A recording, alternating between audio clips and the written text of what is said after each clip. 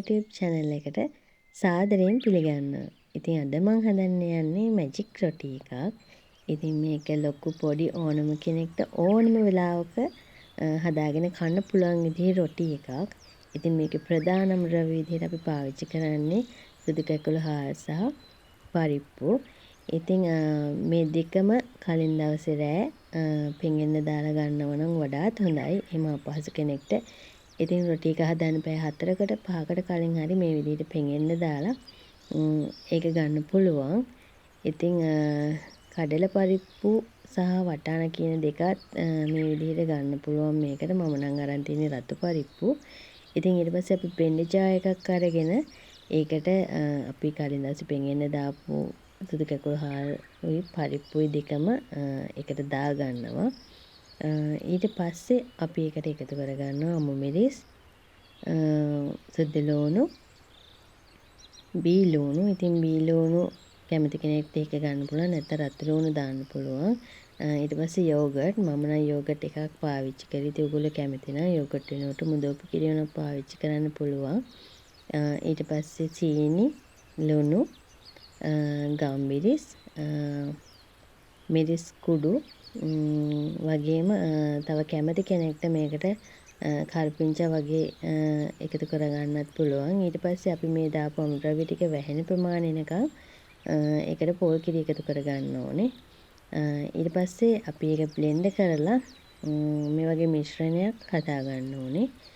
ඉතින් මේ මිශ්‍රණය ගොඩක් දියාරුණා අපිට ඒකට ආට පිටි, පාන් පිටි අපි කැමති දේක් පාවිච්චි කරන්න පුළුවන්. ඉතින් මම නම් ආට පිටි සහ කඩල පිටි තමයි පාවිච්චි කරේ. ඉතින් ඒක ටික වෙලාවක් අපි පිපෙන්න තියෙන පැත්තකින් ඒ පිපෙන්නට අපි මුකුත් පිපුම් කාරක කිසිම දෙයක් දාන්නේ නැහැ. ඒ අතරතුර අපි හදාගන්නවා ඒකට ඕන කරන බිත්තර මිශ්‍රණේ.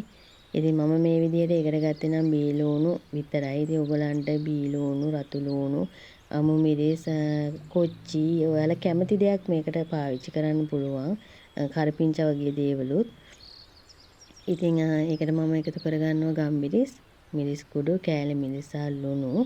ඉතින් මේ ඔක්කොම ටික හොඳට මිශ්‍ර කරලා ඉවර වෙලා ඒක හොඳට දැන් ඕගොල්ලන්ට මේකට තව මීට අමතර දේවල් මොනවා හරි තවත් එකතු කරගන්න කැමති නම් ඒවත් එකතු කරගන්න පුළුවන්. එකතු කරලා මේ විදිහට හොඳට මිශ්‍ර කරගන්න තමයි තියෙන්නේ. ඉතින් මම කිව්වනේ මේක මේ දවසේ ඕනම වෙලාවක පාවිච්චි කරන්න පුළුවන් රොටි එකක් කියලා. ඉතින් මේක බබලට උදේ කෑමකටත් ඒගොල්ලන්ගේ ලන්ච් බොක්ස් එකට දාන්න, ඒ වගේම රාත්‍රී ආහාර වලටත් පාවිච්චි කරන්න පුළුවන්. හොඳ පෝෂ්‍යදායී රොටියක්. ඉතින් මේ විදිහට අන්තිමට අපි බිත්තර මිශ්‍රණය හදලා එක පැත්තකින් තියන්න ඕනේ. දැන් ඕගොල්ලන්ට පේනවා ඇති මේ මිශ්‍රණේ හොඳට පිපිලා වගේ තියෙනවා. ඉතින් මේ වගේ ඝනකමට එන්න අපි හදා ගන්න ඕනේ. ඒක ඉතින් අර පිටි දාන විදිහට අඩු වැඩි කරලා ওই ඝනකමට හදා ගන්න ඕනේ. ඊට පස්සේ අපි දැන් යන්නේ රොටි එක හදා ගන්න. ඉතින් මම නම් මේකට පාවිච්චි කරේ පොල් තෙල්. ඕගොල්ලන්ට කැමති නම් ගී හරි එහෙම නැත්නම් බටර් හරි පාවිච්චි කරන්න පුළුවන්. ඒක ඕගොල්ලන්ගේ කැමැත්ත අකමැත්ත මත තීරණය ගන්න. ඉතින් මේක අපි හදාගන්නේ අර තෝසෙ හදාගන්න විදිහටම තමයි. කිසිම අමාරුවක් ගොඩක් කාලයක් යන දෙයක් නෙවෙයි. ඊට පස්සේ ඒක අර බුබුලු දාගෙන එනකොට අපි මේක ගොඩක් අඩිය අල්ලන්න මේ රත් වෙන්න දෙන්නේ නැතුව මේක අනිත් පැත්ත හරව ගන්න ඕනේ.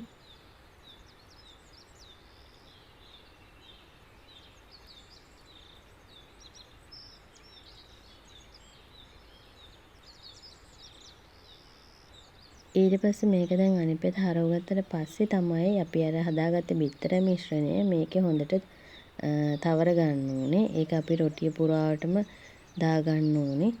ඉතින් දැන් අර මම කිව්ව දේවල් වලට අමුද්‍රව්‍ය වලට අමතරව ඕගොල්ලන්ට තව මේකට තක්කාලි ටිකක්, එතකොට සෝස්, වගේම චිලි පේස්ට්, එහෙම නැත්නම් චීස් වගේ දේවලුත් එකතු කරගන්න පුළුවන්. ඉතින් එහෙම එකතු කරගෙන මේක තවත් මීට වැඩිය රසවත්ව හදාගන්න පුළුවන්. ඉතින් මම නම් එකතු කරගත්තේ මේ ලුණුයි බිත්තරයි විතරයි. ඊට පස්සේ අපි කරන්නේ මේ රොටි එක දෙකට මැදින් නවා ගන්නවා.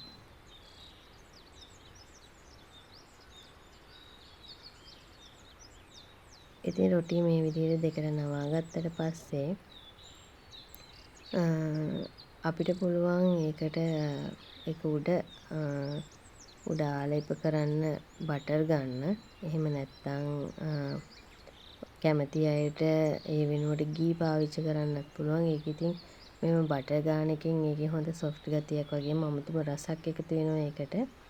ඉතින් ඒක ඒ විදිහට ගාලා හරවගෙන ඉවරලා අනිත් පැත්තෙත් ඒ විදිහටම බටර් ගා ගන්න ඕනේ. ඉතින් මේක අර රසෙන්ම ඇතුලේ තියෙන බිත්තර මිශ්‍රණය හොඳට තැම්බෙනවා.